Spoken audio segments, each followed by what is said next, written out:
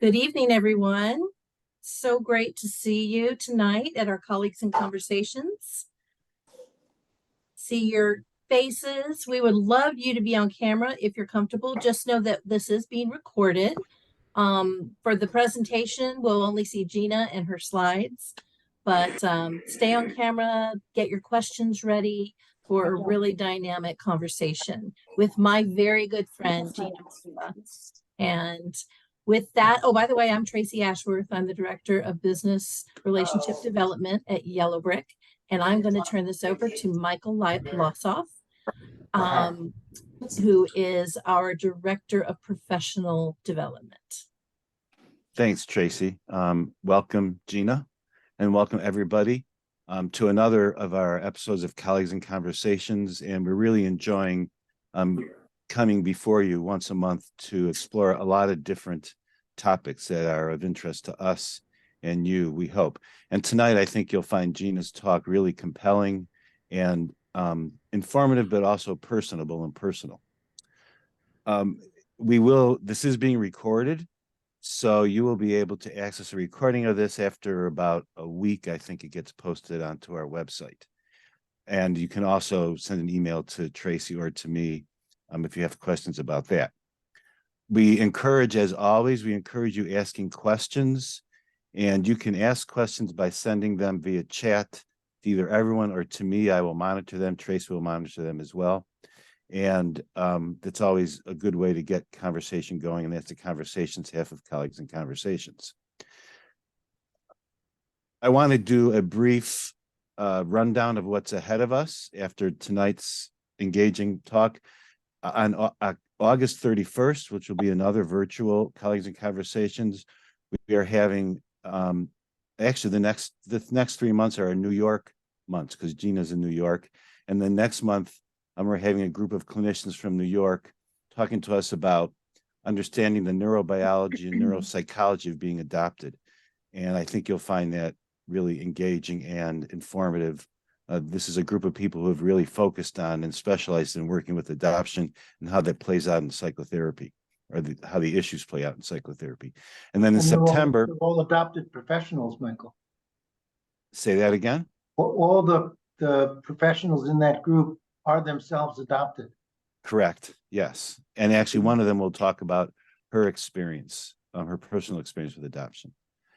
And then in September, I think also virtual, Carolyn Wolf, who is an attorney in New York, will talk to us about mental health and the law.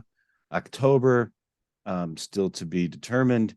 And then in November, and set this date aside, November 9th is our all-day in-person annual Yellowbrick Menninger conference.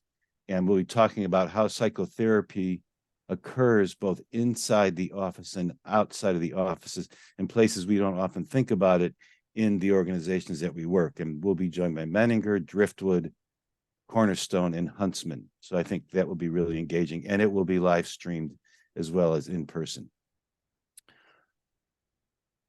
All right, let me introduce Gina. She's a licensed psychotherapist, mental health educator, and media consultant in New York. She received her master's degree in social work with a specialty in trauma from New York University. She's been in practice for nearly 2 decades, and she has helped thousands of people seeking treatment for trauma and grief, as well as challenging life experiences and transitions, including work with Holocaust survivors. She specializes in and has extensive training in grief work, trauma, cognitive therapy, dialectical behavioral therapy, internal family systems therapy, and mindfulness-based relapse prevention for substance use disorders. That's quite a toolbox there. She was served as a clinical director for the Addiction Institute at Mount Sinai Hospital. So there's also a specialty in addictions. And most recently, and she'll talk to us about this today, she's written a book that's coming out soon, I think mid-August. Moving On Doesn't Mean Letting Go, a modern guide to navigating loss. And she will approach that in the book. It's not only an honest look at how grief affects our lives, but also a way of navigating the process of grief. And so with that, I will turn it over to you, Gina. Welcome. Hi, everybody. I'm so excited to be here. Just one second as I share my screen. And I'm always a little bit clumsy at this. Everybody can see this, right? Yeah. It's so nice to see these really friendly faces, I'll tell you.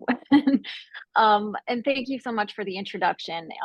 It definitely felt like taking the country roads throughout the career. But one thing I can say is that through all of the things that you read that I've done, the one thing that connects them all is the idea of trauma and loss.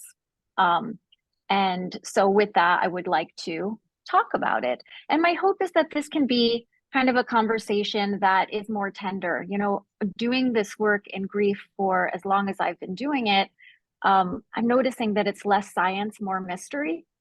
And although we can talk about neuroscience and we will, there's always this really big debate, even in my own work, about, science versus grief being a universal human wound and how we really approach it. And I continue to say with tenderness, and reverence for the clumsiness of humanity.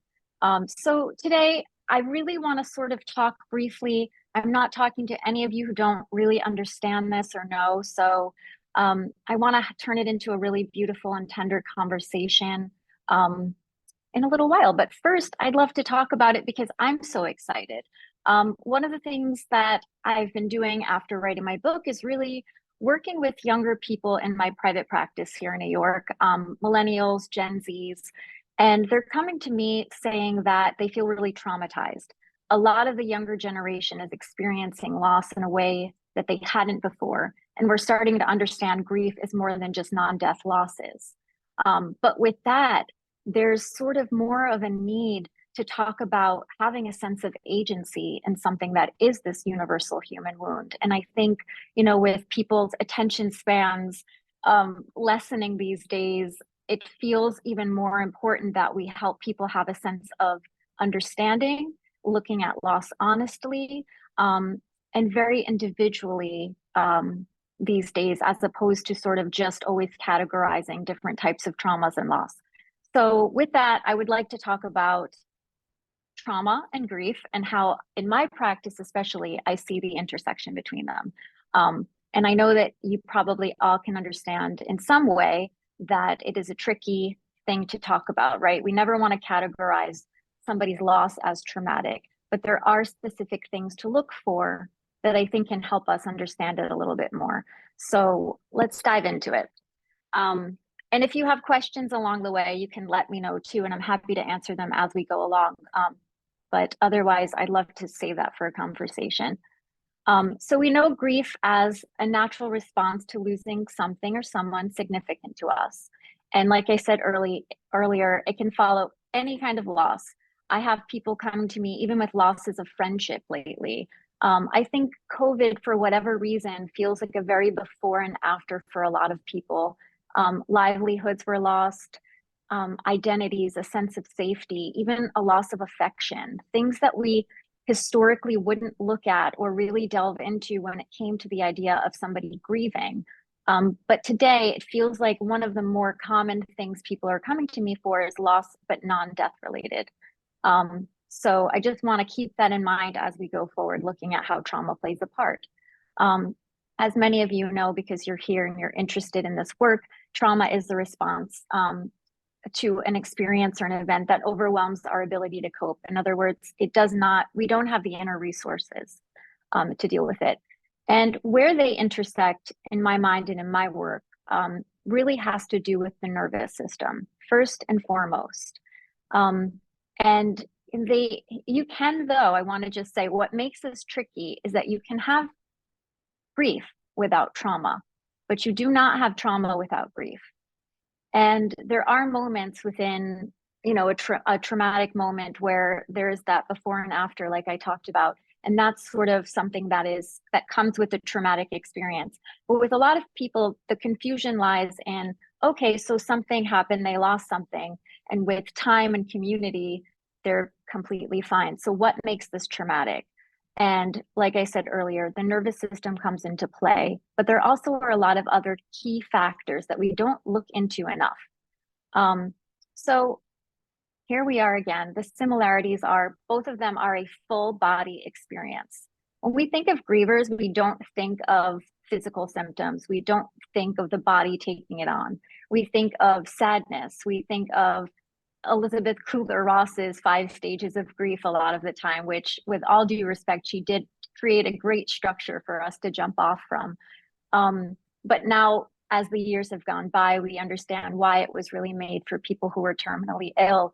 And those of us left behind after a loss started to experience so much more non-linear symptoms and very full body experiences that really have been confusing and disorienting to so many people. So it's really important to understand that both trauma and grief are full body experiences. They both disrupt our sense of self, our identity. They affect our relationships, our support systems. And I think it's something that completely rearranges our lives. I don't know if any of you have ever met anybody who's gone through a significant loss or significant trauma and didn't feel like there was a complete earthquake, that everything was left in pieces and they had to stop and look at every single broken piece and reevaluate it and rebuild in some way. And that comes with loss in ways we don't really ever recognize, including secondary losses that people experience, which is basically the loss is like a domino effect. When we have one loss, a lot of the time we don't recognize how it can lead into all these other losses. Somebody who's lost their spouse that they've been a caregiver for, they now lose their sense of purpose. If that caregiver was somebody who created the livelihood, they may then lose their financial livelihood. They may lose their home. And there's so many different layers of loss that can then make something more traumatizing. So it's important to keep that in mind too as we move forward and look at this deeper. Some of the differences is grief is a natural response to loss, while trauma is a response to an external event. And there are losses, like I said earlier, that we can endure that don't feel traumatizing. Perhaps you were prepared, you had anticipatory grief already, somebody got a diagnosis, they lived a very long life, it felt like a natural progression. And although that is sad and has a lot of different layers of emotion and grief within it, perhaps it doesn't traumatize you and knock your entire sense of self and life to the ground. So it's important to respect that. And everything is really individual. And I think that can also be really confusing to so many people, especially when we are people who like to compare our experiences. Grief is one thing you really can't compare, as well as trauma. Everyone will have a different response. Oh, look at this. That became really small. Look at the things we don't prepare for. Okay, well, here's the thing. Can anybody see this at all? Or is this just Dr. Viner? He is our technical consultant. How do I make this larger? Gina, there's a magnifying glass right up here, over to the middle, more to the middle. There it is with a plus sign. Hold on a second. Where's the plus sign? These the little icons on the gray bar next to your title, in the gray bar above the. Okay. Above the word function. Thank you. There you go. How are we doing with that? Woof. That's much better. And you can, yeah, there you go. Perfect. Can you guys see that? So vulnerable to share my screen. Okay. So I basically wrote this so we can look at it together. What grief does is asks us to renegotiate our world, right? Without somebody, if we're looking at somebody who's a spouse or somebody really important to us, we're trying to now renegotiate our world without them.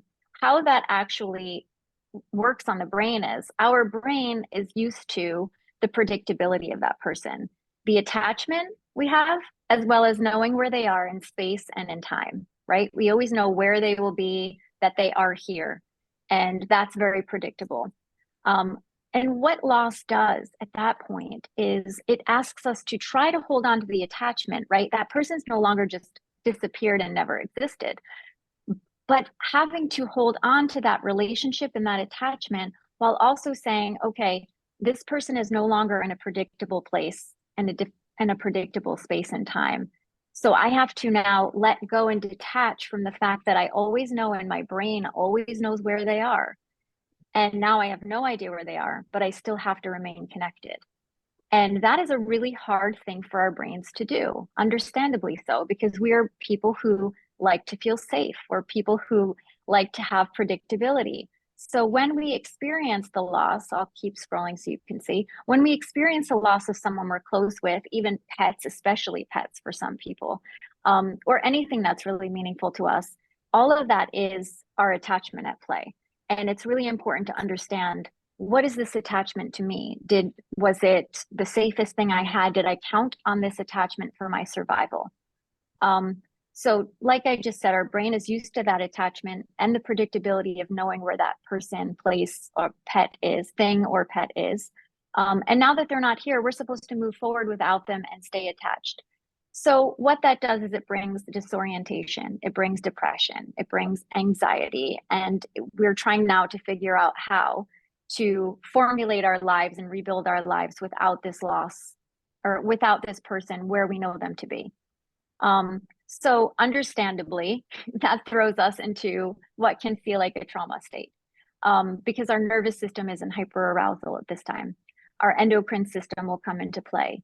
And we can't talk about any of this without our friend cortisol. When we're talking about trauma, or we're talking about loss, that stress hormone will come within that first 6 months, because there's a lot to do. And it's not just about the emotional part, but now we've got an entire life to sort of reorient, whether it's somebody we live with or somebody we care for, whether it's somebody we count on, whether it's somebody who cares for us. This is it can be an incredibly traumatic, but at the very least, a very stressful period of time. I call it the grief fall in my book, because for me, after the loss of my own mother, it felt like I was just in this free fall without any real understanding of where I would land or how I would land. And it was not, although at the moment, it didn't seem like I was grieving, because I was a grief therapist who had training and understood all of this, and I could stand on the hill with my flag and declare victory, and that failed miserably. So I bet you can imagine. And so I fell into this free fall too, and I think what it is we forget that our body is going to react whether or not we like it. This is just how it goes. So loss is one of life's great stressors. It's no surprise that as we lose and as we go into our grief experience, the stress hormones come out, and this basically creates an emergency mobilizing chemicals. So if we think about it, our nervous system is a smoke detector, right? It's always going off, always going off. And this is one of those moments where our smoke detector is looking around us for survival. It's looking for our way to get our equilibrium back. So this can lead to a lot of changes in our brain. Now, is this the most important thing for you to know? No, not right at this moment. The most important thing for you to know is that within a loss, especially the first 6 months, it will feel like a trauma response for people, simply because of the reorienting to their world. Now, does it stay in that place? Not for everybody. And for most people, all that you're seeing here, impaired cognitive function, changes in brain structure, especially because we are, you hear of memory loss that's grief related, people's inability to concentrate or make good decisions. I always tell my clients, if you don't know what to do, do nothing. And especially when it comes to really big decisions, because when you're in a state of grief, especially fresh grief, you're not going to really necessarily make a decision all of the time that will feel the most comfortable for you. So that's important just to remember. And hang on one second, because as I do this, I am losing the ability to scroll. Or am I? Huh. This is very interesting, because it's showing me that this is the end of me. My goodness, what does one do? Hang tight. This is Mercury is not even in retrograde, is it?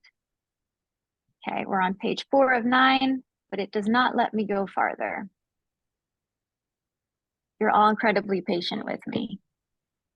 Gina, try clicking on that light gray bar where all those little tools are and dragging it up to the top of your screen. Does that help? No. No. It says that we're on page 4 of 9.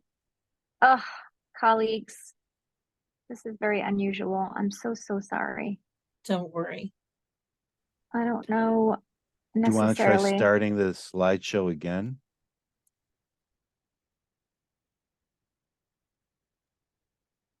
Yeah, I let's want to try. go back to having the sidebar, because then you can just click on them.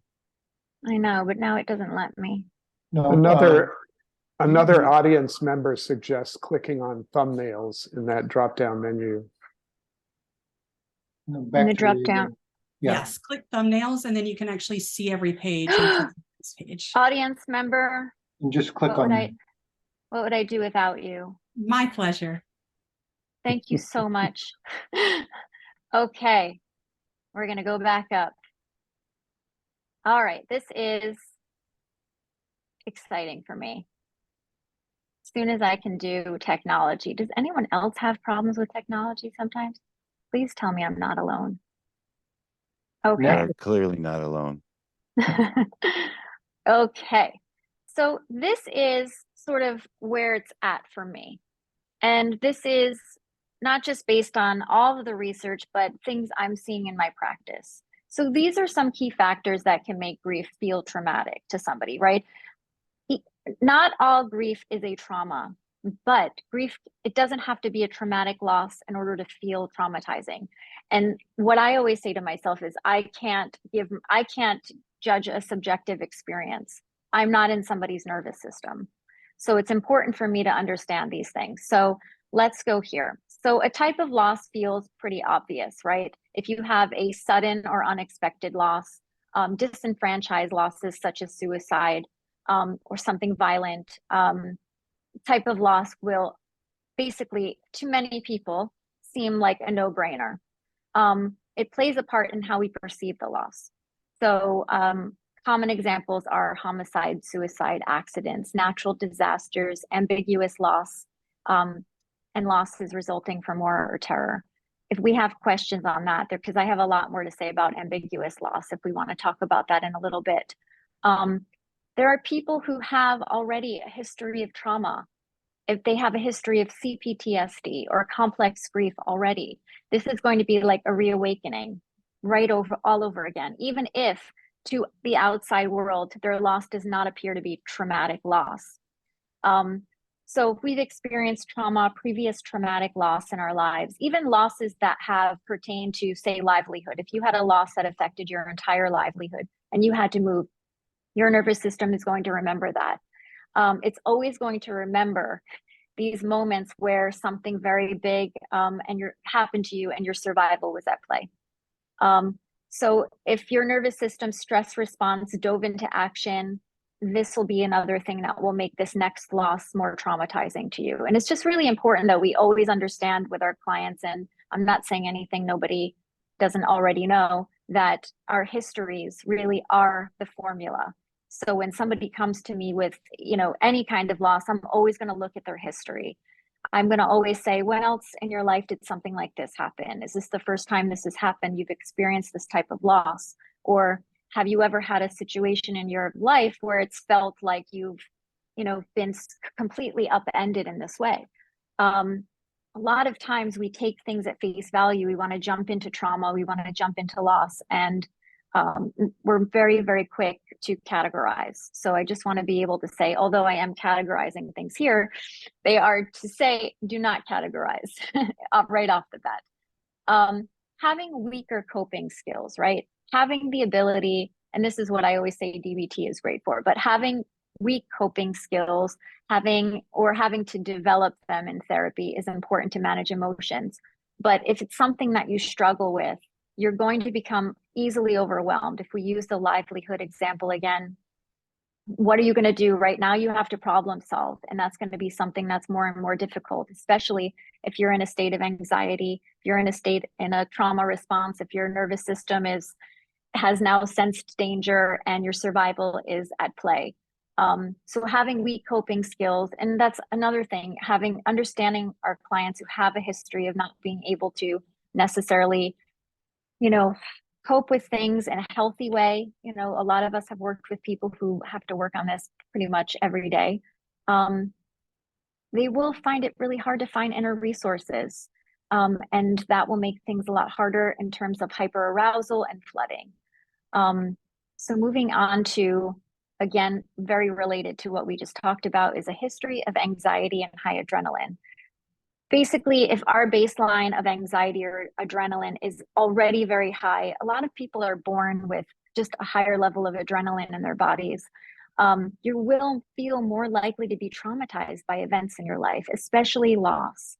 Anxiety, and it will give you more struggles with anxiety. Anxiety, as you know, is already about worrying and fear of the future and survival, and a very physical manifestation of those things. So we add in loss, and now all of that is heightened. And now it's really about survival. And so what does that then become? It becomes traumatic. So it's really important to say, what is your history with anxiety? This is specific, especially to my clients who are a little bit younger, who don't have as much self-awareness, or who may not have been in therapy before. So they perhaps have never been asked these questions, or, have never realized that this is something that could be treated or could be worked on, as opposed to, this is just the way I am, which is something I heard yesterday. So just scrolling down about that, without the inner resources to cope, this increased stress response will occur, and a loss will be really, really threatening to somebody. And here we are again, bear with me. We're back to this. Okay. And like I was talking about earlier, it's the attachment, right? The attachment when it comes to loss is everything. Was it safe for you? Was it something that was secure? Did your entire well-being count on it? If it's a parent, you're losing a caretaker, you're losing somebody that you counted on. Or was there abuse in the relationship? And was there anxiety around that person already? Was there neglect? Was it somebody that we depended on? Was there a rift that we didn't get a chance to really figure out before they died? A lot of people have a really tough relationship with a parent based, and there's a lot of estrangement that will come with abuse or neglect, or, just attachments that are, anybody who has parents knows how difficult it can be at times to really just find that common ground, especially when people are individuating. And I think it's really important to understand that when we have somebody who will die before we have any opportunity to heal that can be very traumatic for somebody as well. There isn't that sense of freedom that many people would think there might be. And so there's a lot of layers to really dig in with that can feel really traumatizing to somebody. Again, but how our attachment is and what it is historically plays a part in how our nervous system will respond to that. And that can make it really complicated. So just moving on. So you're asking me, what does this all mean? Basically, everything I'm saying here is that it all boils down to feeling safe in our bodies in order to integrate grief. What is integrating grief? It's working with its levels of intensity. We're so taught that grief is about feelings, grief is about emotions, grief is about feeling our feelings as long as we need to, or until society points at its watch and says it's, time now. We're used to, 3 days or a week of bereavement leave, and everybody's just magically okay again. But we really fail to understand the way that grief can get into our bodies in a way that changes everything. And if you already have a history of not feeling safe in your body, any loss is going to feel like a trauma to you. So when I look into this, I always just start to say, okay, why this is important is it means that we get to look at loss in a way that's not just from the neck up. We get to look at loss from a full body perspective and recognize that grief is in our bodies just as much as trauma is in our bodies. So if we're going to treat trauma with somatic therapies and all of this frontline body work, why not grief? It's incredibly important to find a sense of safety. And when we're grieving something, the last thing we feel is safe. And I know every single person in this room right now with me has lost something or someone incredibly important to you. And at some point or another wondered, like, what's next? How do I get back to feeling the way that I felt, knowing I never will? How will I endure the intensity of this? And grief takes endurance, and grief takes getting our entire bodies into it. And I don't know about you, but really until most recently, it has been treated with CBT, it's been treated with talk therapy, all really great things. But so few modalities are really used to treat grief that are body centered and, or body first ways of healing. So I feel really passionate, and I'm really looking for people in this room to do more research with me about how to bring and why to bring in more trauma-informed care when it comes to grief and grieving, and how actually to look at the ways that the brain then does work with grief over time. And so if anybody's there, please let me know in the chat. But basically, as I'm saying here, you're probably reading while I'm going off. The interconnectedness is between the mind and the body when it comes to grief is really the one variable missing in our healing. But I am excited to say that more and more people are bringing this to the conversation. And my hope is that we continue to, obviously talk about how traumatizing a loss can be and how trauma and grief are more related than we let on. Of course, we should be conservative with our labels, and I would never say that all grief is a trauma. But I do think that we need to look at it more this way, especially in the very first parts of grief and fresh grief. So understanding how to regulate our nervous systems, feeling safe in our body, looking at hyperarousal. I have clients that come in that are in a state of fight or flight constantly. I had somebody who came in who lost her spouse, and they just got married, both in their early 20s, very young. And her husband got into a car accident and died.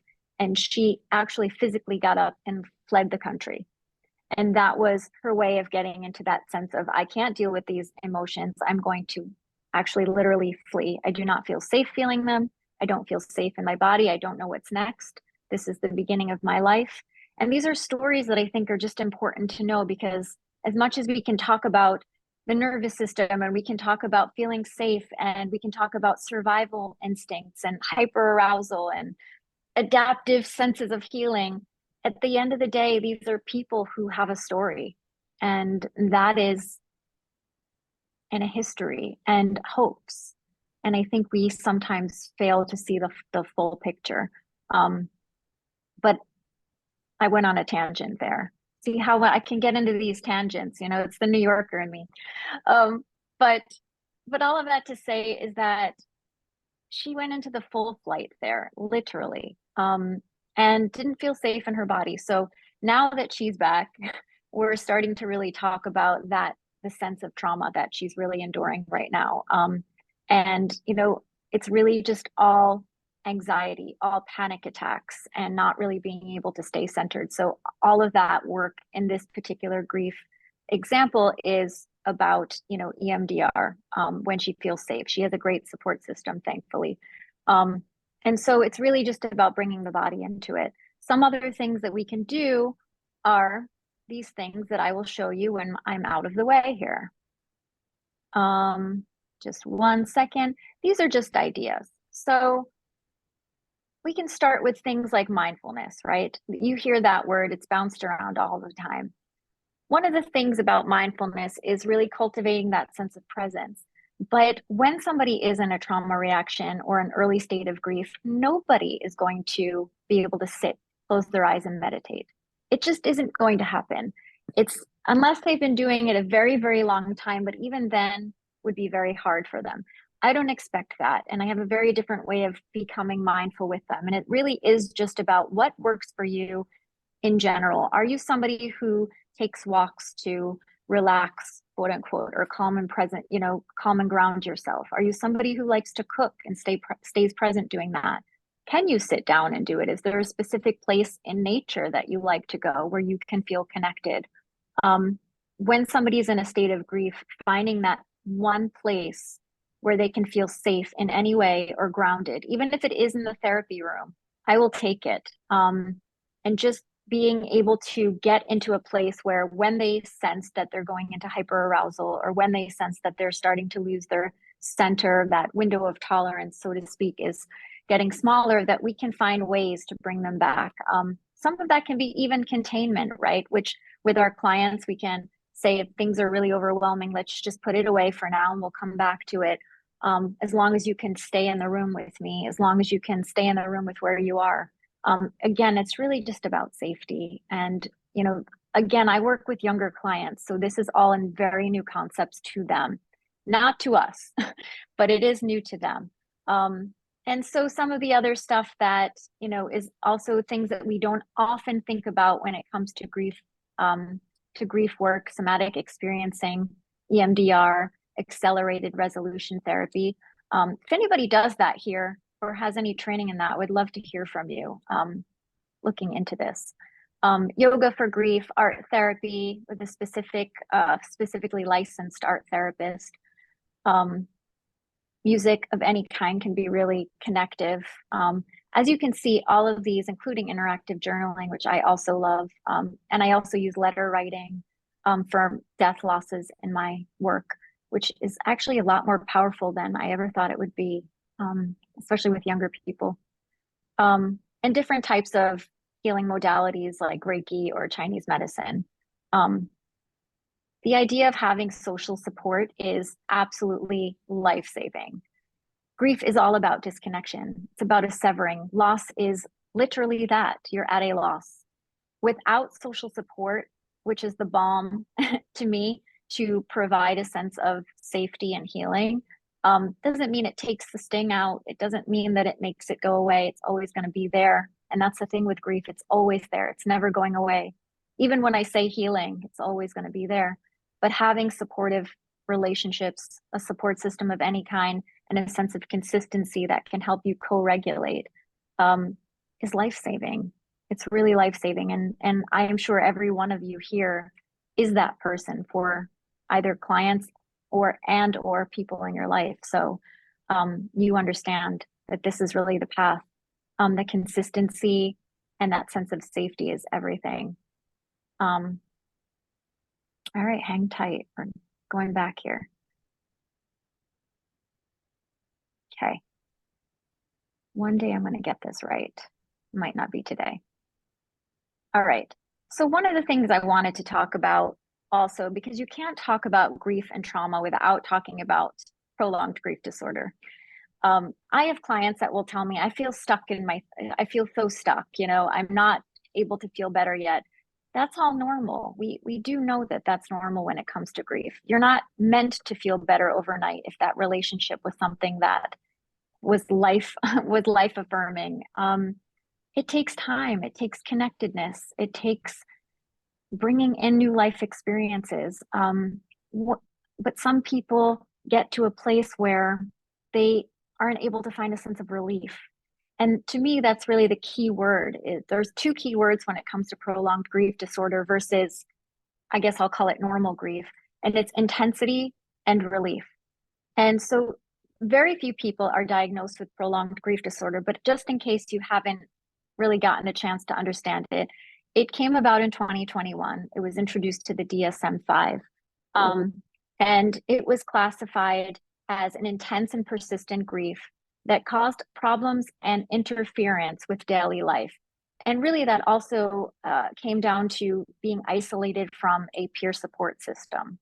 A lot of people who suffer with prolonged grief disorder, which is a very hard thing to say because I do not want to pathologize grief.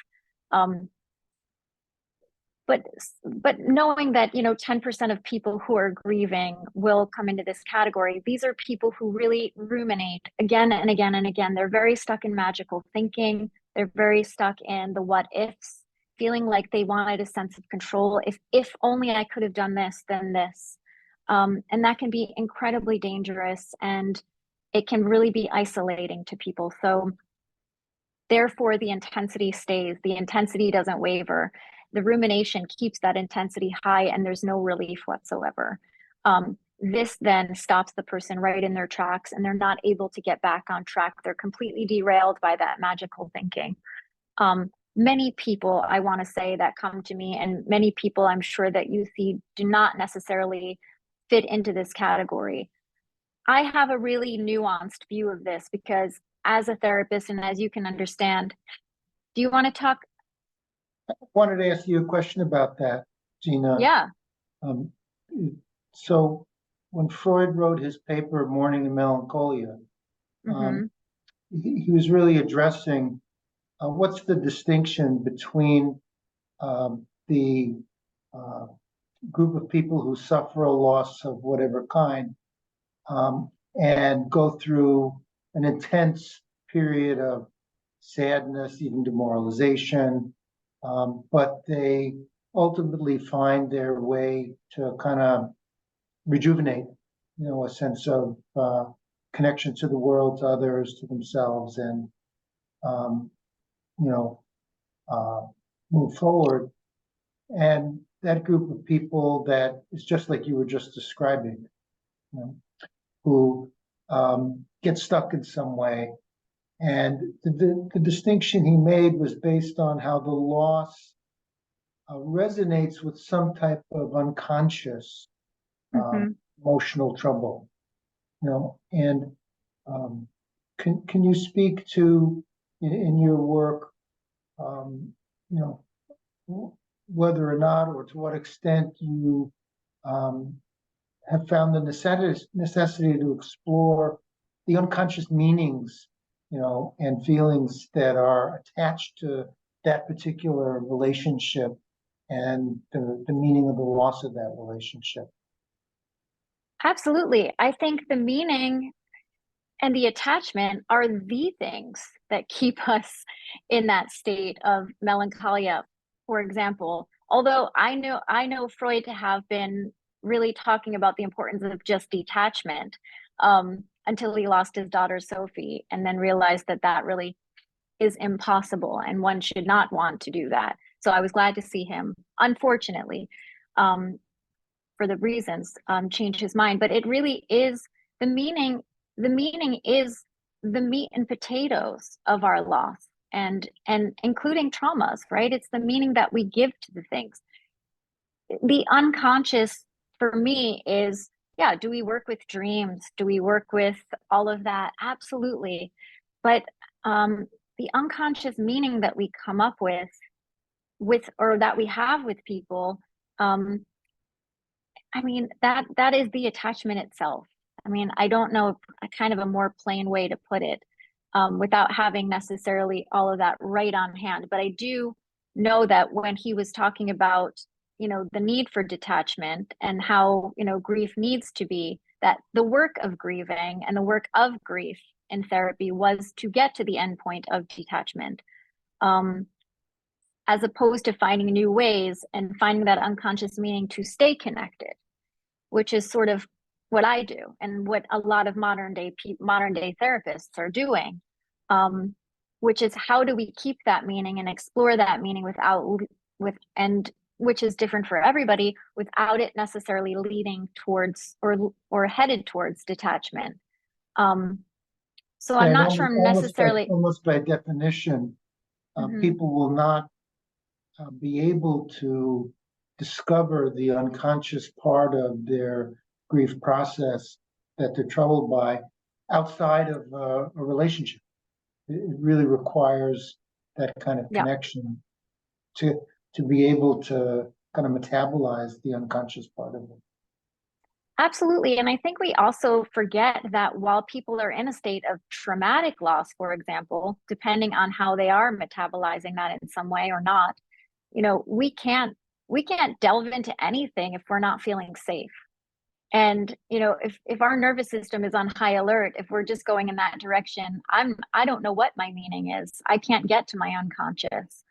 And I think a lot was lost in that one idea that we can find that sense of, I'm just going to sit on your couch and or lay down on your couch and find my sense of meaning and understanding the unconscious relationship between myself and this attachment while I'm in the state of complete shutdown. Say if I'm in a state of dorsal shutdown or whatever it is, and I'm No one's going to be willing to be vulnerable with a gun to their head you when said it when their better. brain feels that way. Yeah. You said it better. You said Thank it better.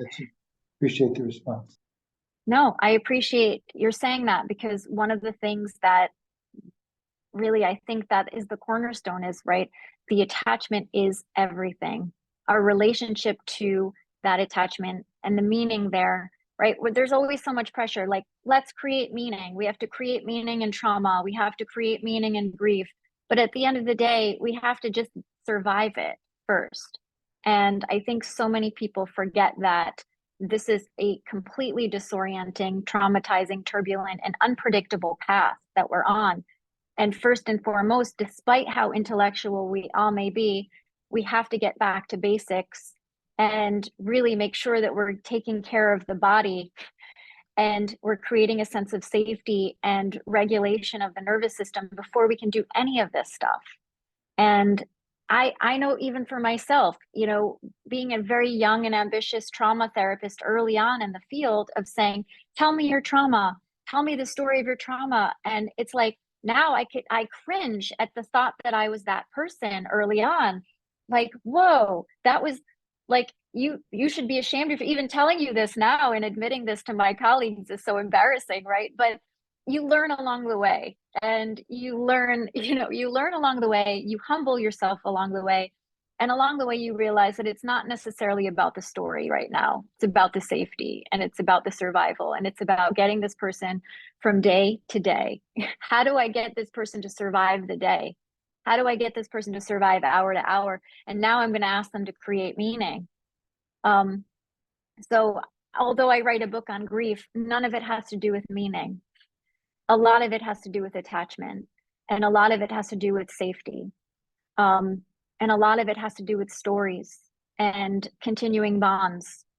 And how do we do that? First and foremost, you know, and this is a very small chapter in my book, is really understanding the intersections of grief and trauma, specifically because I don't think that many people would understand or have the capacity to understand that what they're going through is a normal thing, and that their reaction is not crazy, insane. You give me the quotes I hear all the time, and that it's actually a very normal thing that their nervous system is doing involuntarily, and that it's okay, and that there's a healing path for them. Because so many people will automatically come to me and say, I feel absolutely crazy. I'm having these nightmares. I'm having repetitive thoughts. I'm having panic attacks. I don't understand why. This person just died of cancer, or I just lost my job. And this seems like a really dramatic response. And young people especially are really quick to judge themselves as well, because their peers they're always comparing themselves. And I don't know if that's an age thing either, because I still do it and I'm not 19. But, you know, we're always looking at our peers to see if we're okay. And it can be even more traumatizing for a 19-year-old to see that they're going through all of this stuff. Meanwhile, you know, Samantha lost her mom, you know, to COVID, and she seems to be doing fine. And this can be so dysregulating that it leads to substance use, that it, you know, leads to self-destructive behavior. And I know that this sounds so simple when I say it, and, you know, all of this, but it's so important to normalize when people have gone through something traumatic, and to say, this isn't categorized, quote unquote, as a trauma, but who am I to tell you how your nervous system is going to respond to this? I'm going to take what you tell me, your symptoms, your history, the attachment of whom or what you have lost, and your history in general of mental health challenges, whether you've had them or not, and make my decisions and go from there, and find a way to help you get to a place of regulation and finding fulfillment. And I wouldn't even say meaning. If you find meaning, that's amazing. I welcome that. But finding a sense of safety and a sense of being just able to go on in the world, to go back to work in a way that isn't completely upending for you, that you have to cry in the bathroom every day. And if you do, that's completely also okay. Been there. But, I think as time goes on, we hope that the intensity lessens, that your support helps, that your connections help, that your nervous system starts to regulate itself with the help of either therapies, somatic therapies, or that you actually don't, necessarily need these things, because over time, connection, consistency, and maybe, your own grieving rhythms and ways of coping that are healthier might come into play. But it's really important to just know that every single nervous system is a different nervous system. And so sometimes even for me, I'm like, all hands on deck here, all hands on deck. And it's just to get you through the day. So thank you, Dr. Viner, though, because I love all of this stuff when it comes to Freud and meaning. And it brings me back to sort of graduate school days and even reading for my book, which, was really interesting to learn so much about kind of watching Freud change his way and say, you know what, we can't really detach. This attachment holds so much meaning, and this attachment is my whole life. My daughter is my whole life, basically, as he says. So it was really interesting to watch that for him. I talked to my dad every day for the last 20 years of his life. He was 97. Wow. And at that same time of day, every day, I, have this feeling like I should call my dad. It's just a footprint that is in the sand. It's so funny. And even, there's the same thing. No, exactly. I have this thing where I talk on the phone to my mom, and, I have to, she's not there, but I call it mother-daughter interstellar time, and it is sort of a weird little thing to do, but it's New York City, so you can get away with talking on the phone to nobody. But it's a humbling experience, but I think that's just it, right? Our brains are used to them being in a certain way, in a certain place. I'm sure all of us can think of the time we lost someone important to us and wanted to pick up the phone to call them years later. And our brain still has a hard time really disconnecting from space and time, although that attachment is always so strong. And I think that's really what makes it so much harder. But the love is just as strong. I don't know anyone here who's lost someone they've loved, although I can imagine, who doesn't have that depth of love still really ready right at the surface to come. And rituals to remember them and all of that. And so it's a tender process. And this today that we're talking about is a very, very small part of it, but grief in and of itself is detective work, and it's mystery, and it's intuition, and it's also just about the connection, because none of us will get out scot-free. None of us will never have to deal with loss of any kind. And it would be really amazing if we could look at this conversation in a bigger way, so that we can change policies, so that we can stop the stigmatization of grief and the grief illiteracy. How many people do you know who are just so bad and at platitudes? Like, people will come to people's funerals and say they're in a better place, and it's like, when did we think that was better to hear? When did we think that saying any kind of platitude was a better thing to hear? It can be even more traumatizing for some people already traumatized by this loss. And so, what my hope is in writing my book itself, not just this talk today, but that we can reach out in a way that is more grief literate, that brings in the whole body, that brings in understanding that it is a full body experience and a full brain experience, and the nervous system is involved, and that it will go on forever. And although it lessens in intensities, there's a reawakening at any moment, right? And that's also with trauma and grief, that we can be walking down the street and we can get a smell of something and it will bring us right back to that person or that place or that time. And time stops.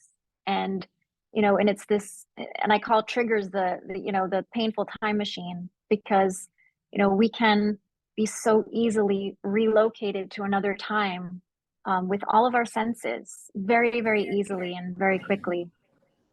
Ooh, hello. That was interesting. I echoed a lot.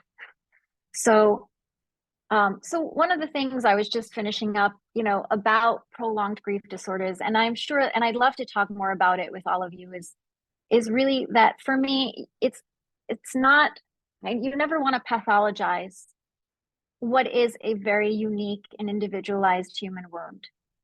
At the same time, anything that gets money and research and can be covered by insurance panels more and gets more attention so that policies can be changed and more attention is brought to it, so that as a society and as a whole society, we can become better at taking care of grievers and people going through loss. I put my money in that, I don't see it as a way to further stigmatize people going through grief fully. I think that it's a very, very tender topic, but I think that when it comes down to it, I want the attention and the money. And because that leads to care and that leads to more research, which leads to better care. And at the end of the day, if we cannot leave people in pure isolation, alone in their grief, and just say, sorry, you're in a universal wound right now. It'll take as long as it takes. And you may feel traumatized and your nervous system may be completely upended for as long as it takes. And we can sort of work with that, and we can give you medication as needed, or we can, do EMDR and do these somatic therapies.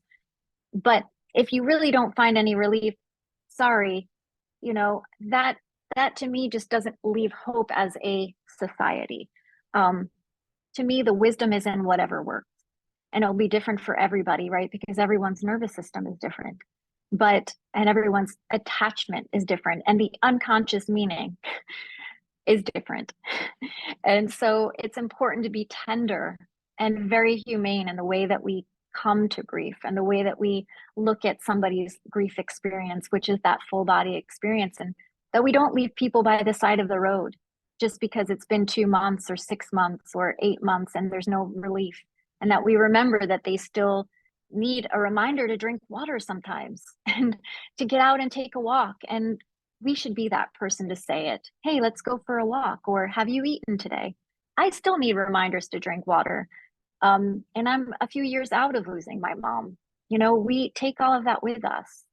And so that's sort of where I'm at with this topic. I have a little conclusion page where it says begin. And I think that's probably the more, if you could see my little cursor circling this, is really to have a sense of safety enough that we can actually begin to dig into the loss. And if I'm going to use the word meaning, only the meaning that that loss has, not the meaning that we have to create because of it.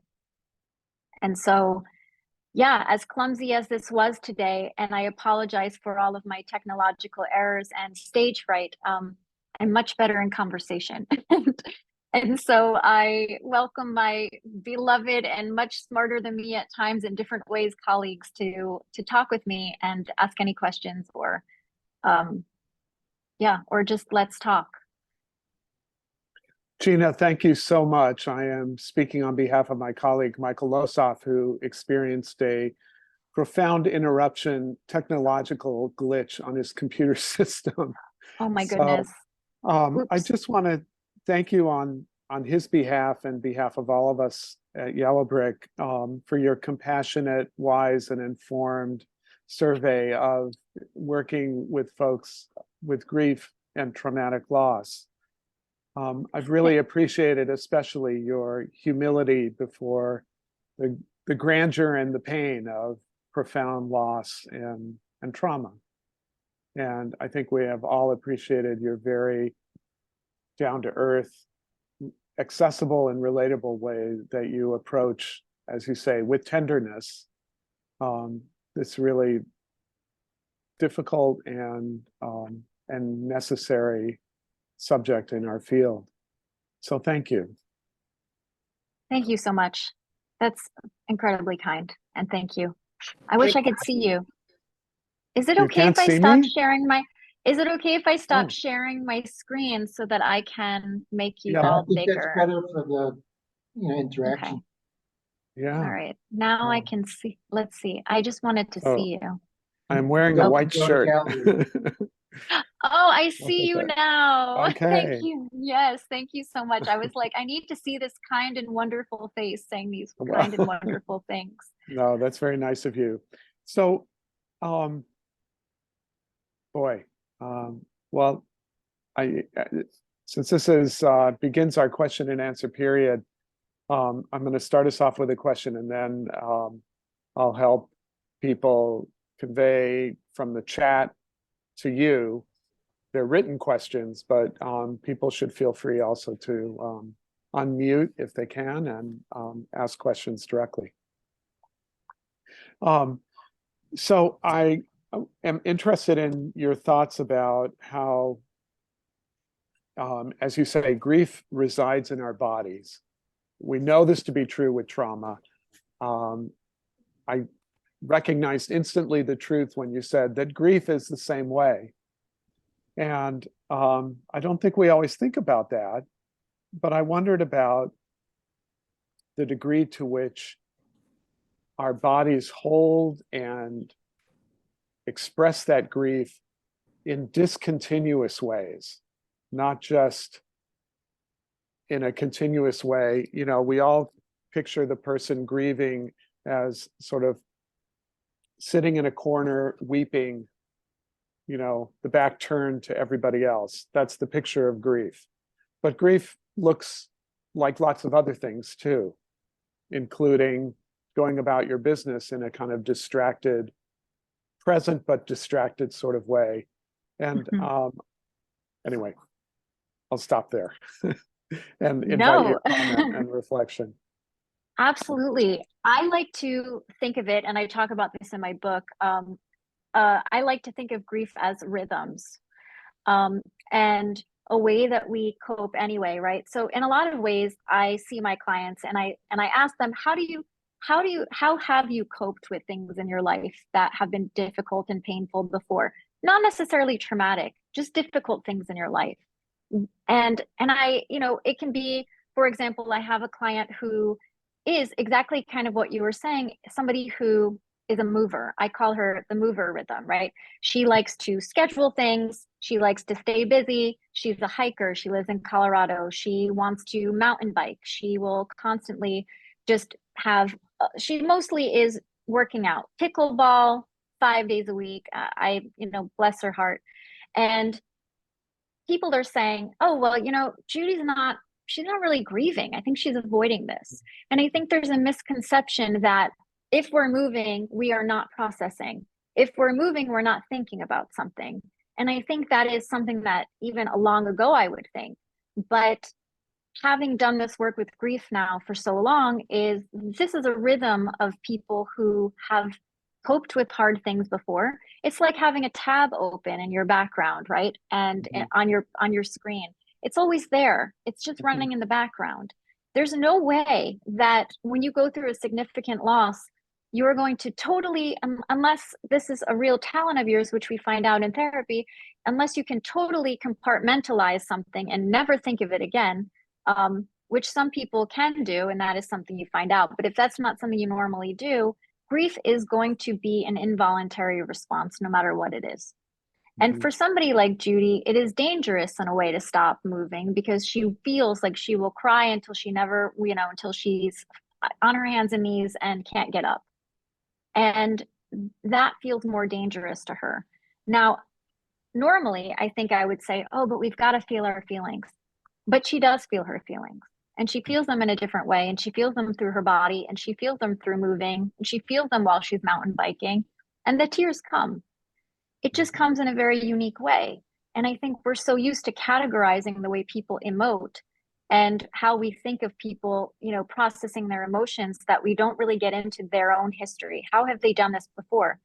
They've, if they have a different rhythm, right? So some people they dive right in, and they'll get into all of the books on it, and they'll join the support group first and foremost, and they'll go straight to therapy. And everyone has that rhythm. But going back to sort of the physical stuff is, in this discontinuous way, so to speak, is it will happen in our bodies whether or not we're conscious of it. I'll use myself as an example. I know I told you earlier that when my mom died, I didn't think I needed anything. I thought she left me whole. I am a therapist. I know how to feel my feelings, and I have a lot of things to do right now. So I don't necessarily have time to cry a lot, and I'll get to it when I get to it, basically. But I've got this because I do this every day. And what happened is I wound up in the hospital with pancreatitis a few weeks later. A few weeks after that, I got hypothyroidism. I wound up getting a heart infection months later. And I kept saying to myself, wow, I've never been this sick in my life. What's going on? How is this all happening? And I went to my GP and I said, I don't really know what's going on. And I said, think it could be grief? And this is coming from a grief therapist. And he said to me, when did your mom die? And I said, like a couple months ago. He's like, nah, you're fine. He's like, it's not that. It's got to be something else.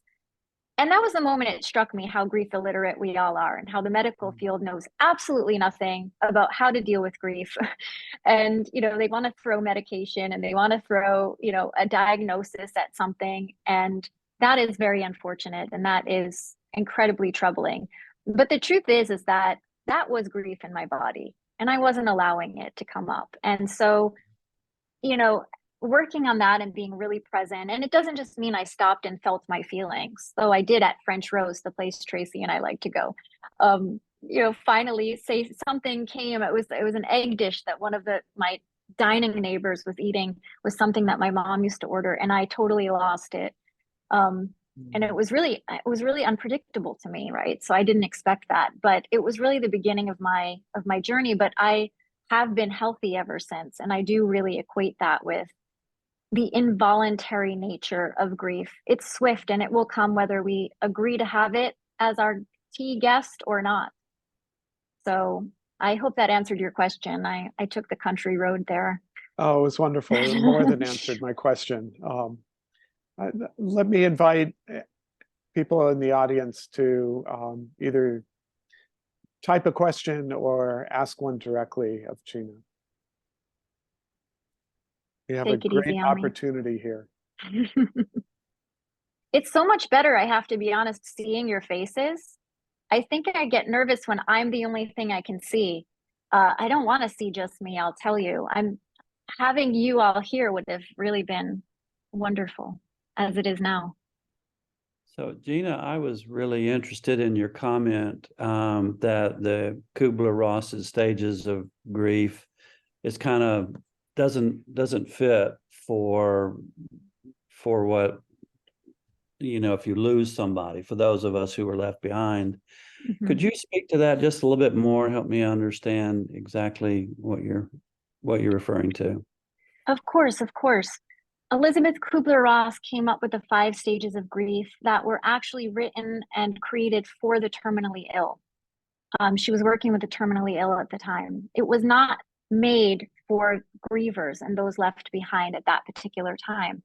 So, and with a terminally ill patient, there is an end date.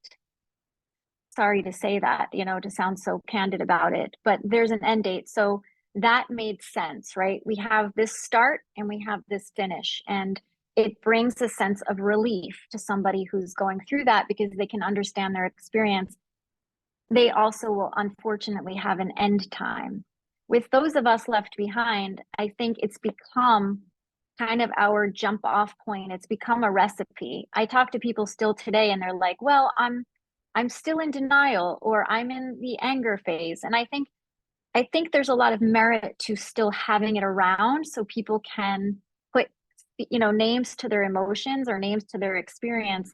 But I think where it gets really tricky is that grief is not linear. Grief does not have a timeline, and it's incredibly messy.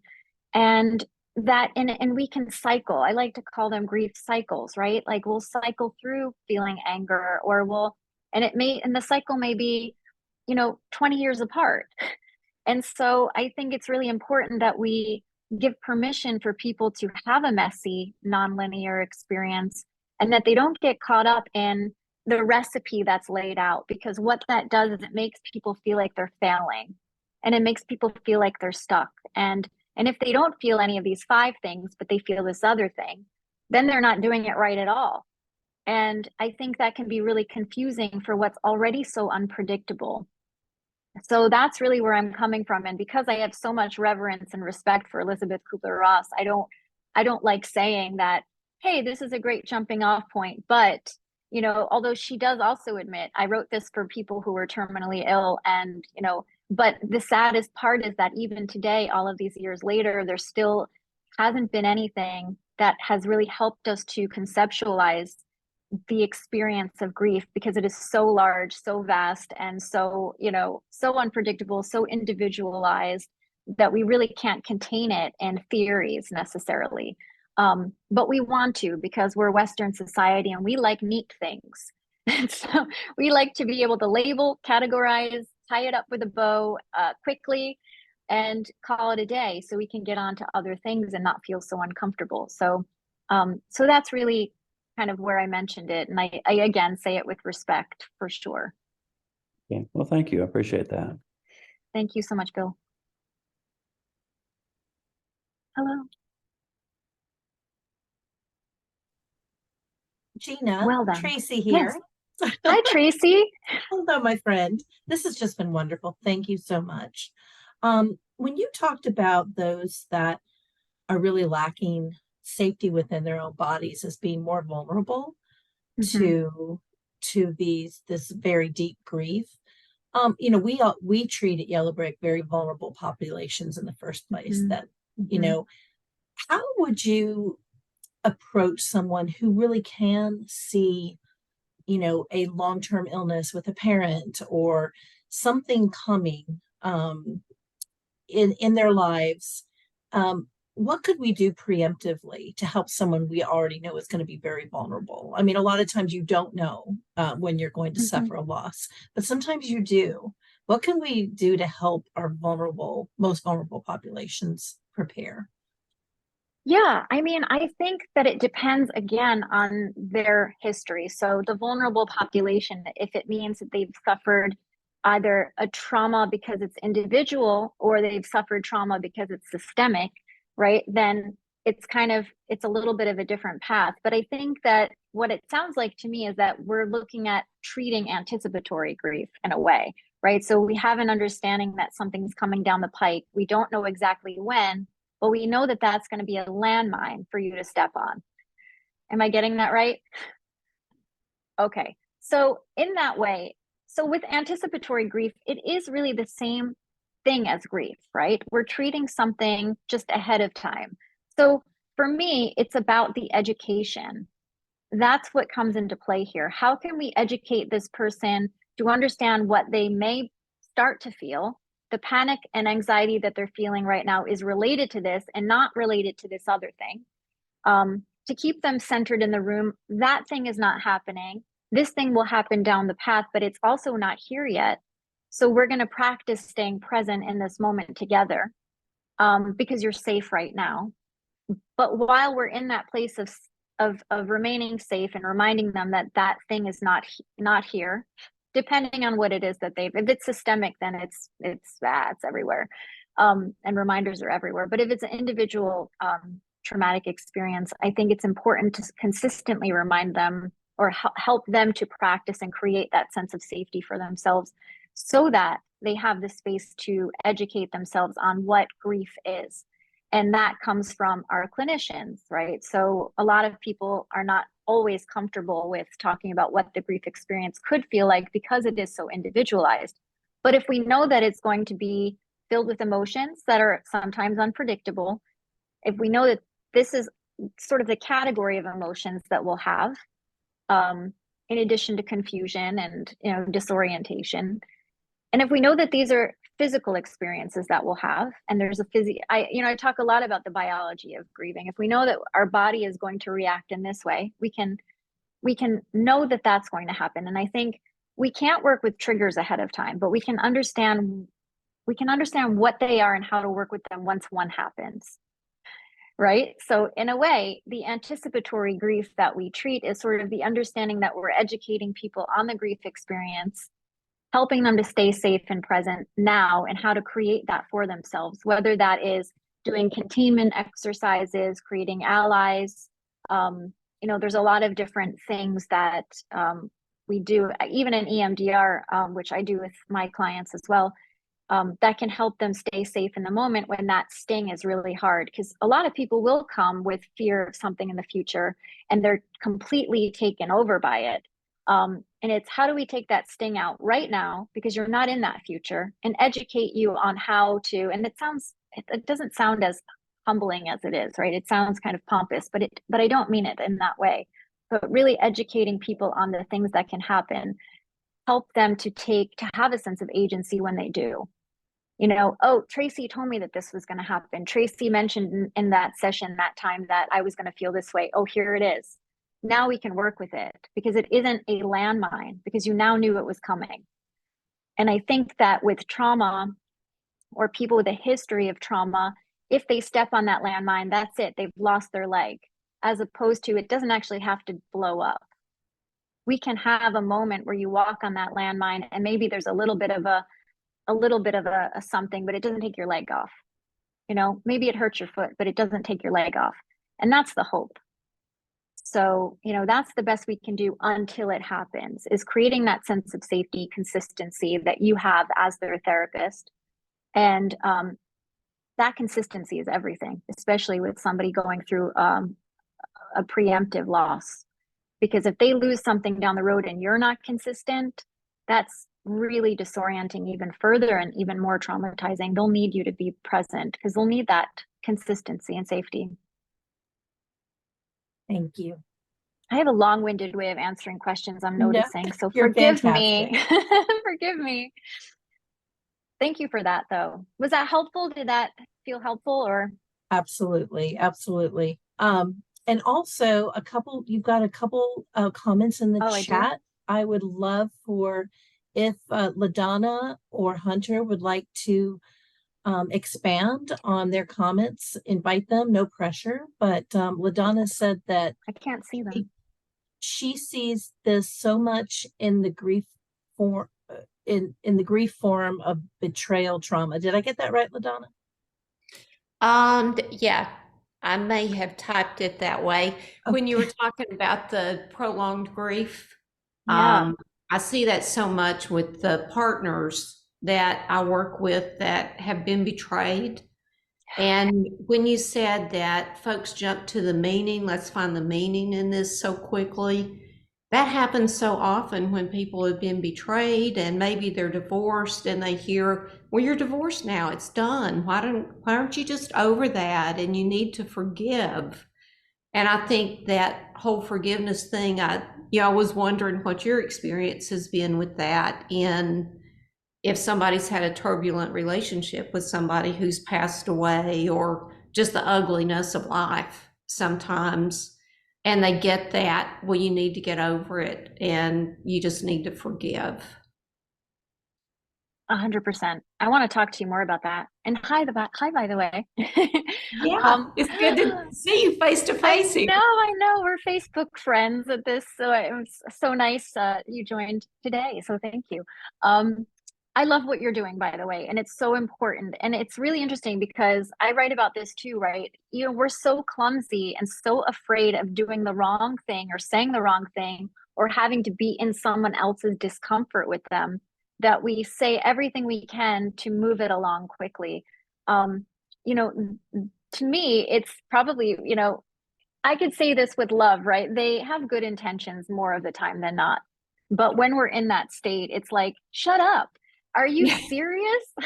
You have any idea what I've been going through? My whole life is upside down. And I'm saying it with a smile on my face. But imagine, your whole life is blown up. And, with betrayal, not only is your life changed and your sense of identity you've lost, because everything you knew about yourself to be true is no longer. And everything you knew to be true about someone else is no longer. And therefore, now I've lost trust in myself. So I'm grieving all of it. I do not know what my identity is. When it comes to the unhelpfulness of society, it really is that we are incredibly grief illiterate. And like I said, and that goes with non-death losses either. It is an immense discomfort with extreme feelings that nobody can fix. And grief is one of the things. You can't fix it.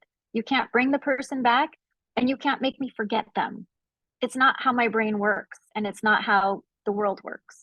And so what we're left in is this vacuum of trying to rebuild and find our own sense of healing. And by that I mean rebuilding who we even think we are, and how to even trust again. I mean, betrayal trauma has probably one of the most dense forms of layers of grief that there is, because you've lost trust in others, and worse, you've lost trust in yourself.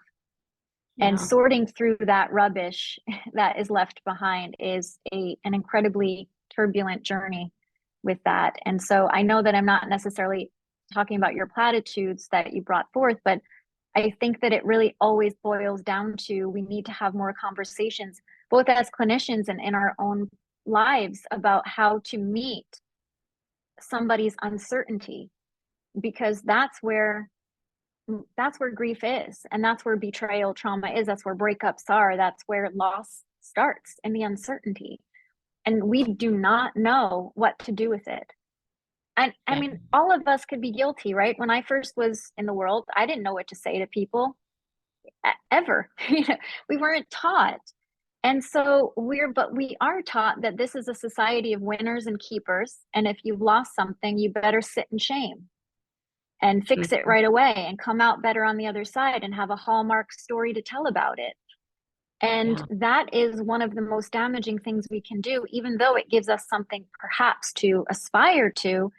It's seldom the story of more people than not. One story, and I don't have anything in mind, but the Hallmark channel is filled with these senses of triumph immediately.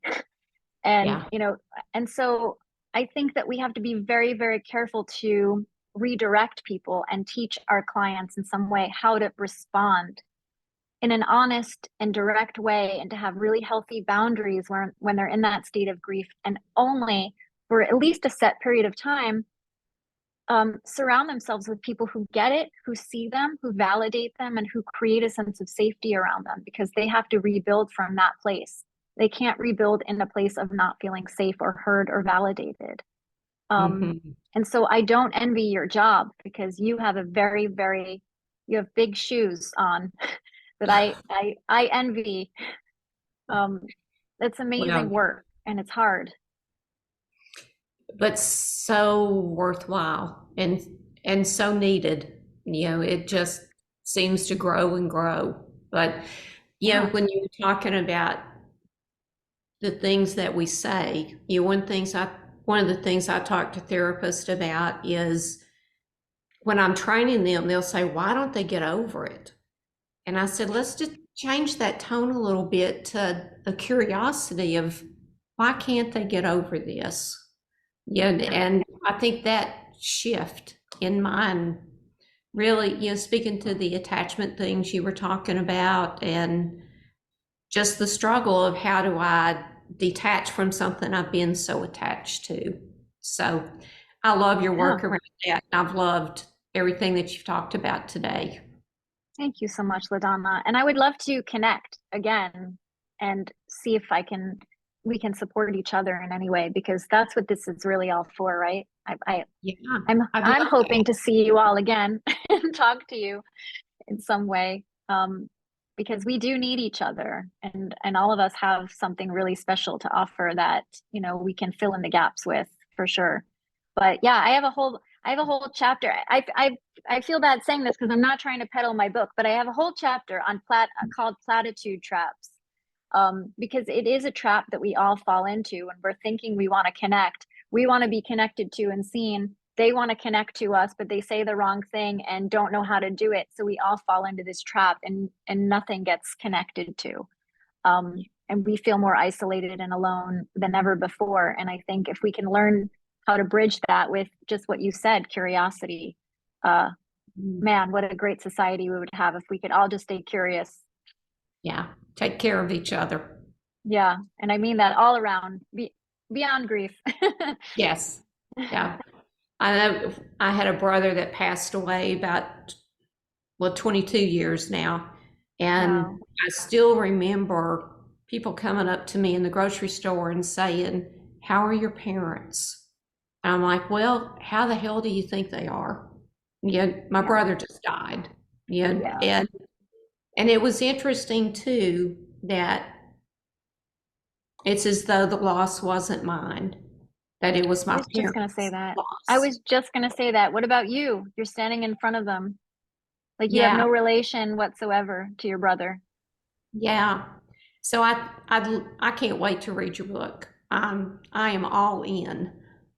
Thank you. But I'm like, but before that, let's talk. It's more important to me. Yes, let's do. I'd love that.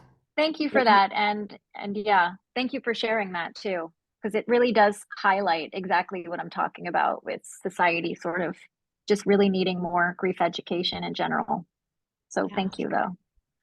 Gina, I feel moved to make a comment by your discussion of LaDonna's comment and question, which is that as you teach us and all of us who work with folks around traumatic loss and grief to be more tender and more accepting, I think you teach your patients the same thing. And Mm, that seems tremendously valuable as people, ride the roller coaster of their experience of traumatic loss and grief. thank you so much for saying that. That's incredibly kind. I think that's where we start in this way with our clients is compassion. Self-compassion is one of the things that none of us will have or none of us has, oof, my English is off, when we're really suffering, right? Because we almost go to a sense of shame of like, how do I do this right? How do I get through this? What's the right way? How do I do it quickly? I hope nobody notices. Or, there's so many questions that we go through when we're in a state of suffering. And one of the things we never do is come to a place where we can adjust our expectations of ourselves with compassion. And I think all of us are probably guilty of that as well in some way, right? We think if we bully and berate ourselves, we're going to change in some way or get it done better or faster. But Yeah, the we would truth never think is of doing that with our loved ones or our patients, but we do it yeah, to ourselves. we Often. do.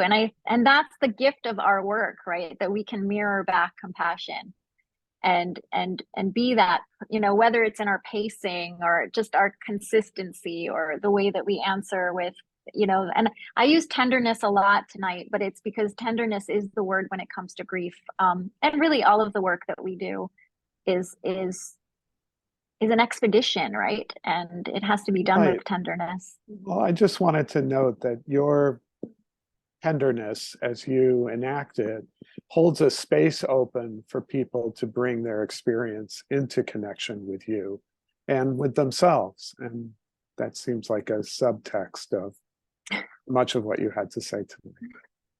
Thank you so much. Yeah. And in a way, I wish that I had talked a little bit more about that and less about the brain, because this is more of my work every day. Well, the Yeah. brain's involved in that too, of course, pretty It is. centrally. People do like to hear about that more often these days, as opposed to the heart. Isn't that interesting? So it That's curious seems. in and of itself too, but Well, thank you very much.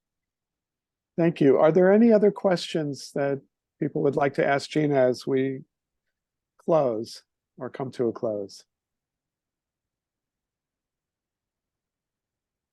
I can't seem to get to the chat, so I'm going to trust you. I I'm going to don't see trust. anything else in the chat except, again, expressions of appreciation and gratitude Oh, for you, Gina. And thank you so thank you for much. your compassion and wisdom, says one person in the chat. And Oh, I thank think you. that speaks to many of us, not all of us here. I so Oh, appreciate that. I really appreciate it. I would love, this is to me, we're always learning, all of us. I learned from my clients, I learned from my colleagues, I learned from life, learned from looking around in New York City when it's super nutty. And I would love, this to me how we grow together, but I would love to stay in touch with you if you all would welcome it in some Absolutely. way. And one thing I don't I know. will do is send a follow-up email to everyone that attended tonight to share your contact information, Gina, Oh, and that would be great. also where they can look for your book. I know my Great. copy is ordered, and I'm so excited to get it. Hi, Hunter. I love that wave. Oh, I love it. No, thank you so much. I didn't want this to seem like I'm peddling my book. It's so interesting, though. All of your questions actually and truly are in my book. So I feel sort of honored that I get to speak from it for the first time.